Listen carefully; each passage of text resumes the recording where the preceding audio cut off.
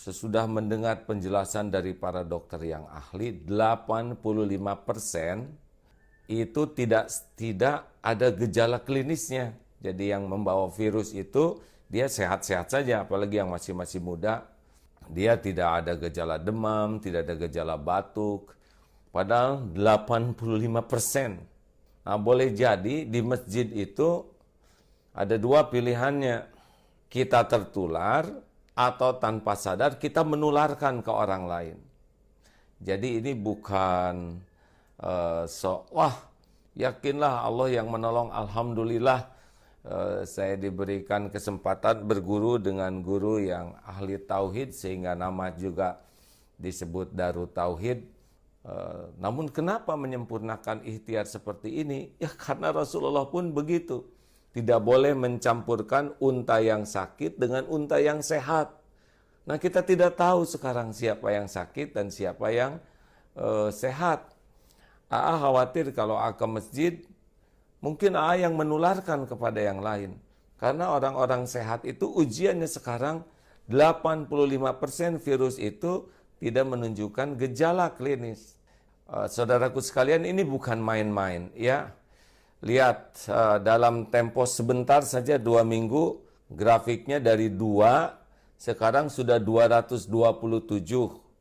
Bisa dibayangkan ini persis keadaan Italia 2 minggu pertama. Juga keadaan Iran 2 minggu pertama.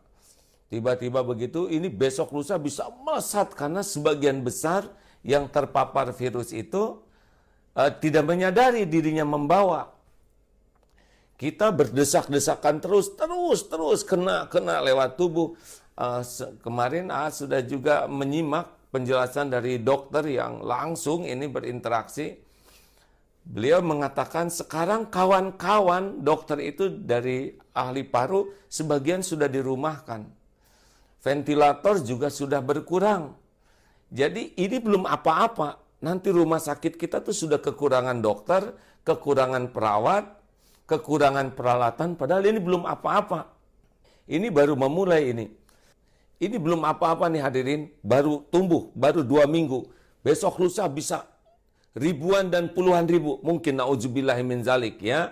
Kalau kita melihat kesantaian kita ya, melihat kesantaian kita persis di Italia yang santai, rileks saja, dianggap remeh dan tiba-tiba melesat. Ini adalah kezoliman bagi kita kalau kita menganggap remeh. Kita keluar hanya ketika darurat saja. Tahan, keluarga tahan berada di rumah. Anak-anak tahan ada di rumah. Karena keluar kita tidak tahu jarak sekian akan kena. Ini penting. Kawan-kawan harus bisa memahami ini bahaya besar di depan. Kematian sudah ditetapkan oleh Allah Subhanahu wa taala, itu hakul yakin. Ini bukan bicara masalah mati, tetapi ini penyebaran yang luar biasa ini, kapasitas rumah sakit kita terbatas, dokter, perawat terbatas. Ini beda dengan di negara lain yang fasilitasnya banyak, kemudian uangnya juga banyak, kesadaran masyarakatnya disiplin. Korea itu tidak di lockdown, tapi disiplin. Dan setiap hari itu mengecek dari sini tuh sampai 15.000. Nah, kita sudah hampir setengah bulan, baru berapa ratus yang dicek. Ini luar biasa di depan ini. Saudara-saudaraku sekalian, ini luar biasa di depan. Sedih sekali melihat banyak orang yang meremehkan, bahkan menertawakan satu sama lain, masih senang berkerumun. Ya mungkin karena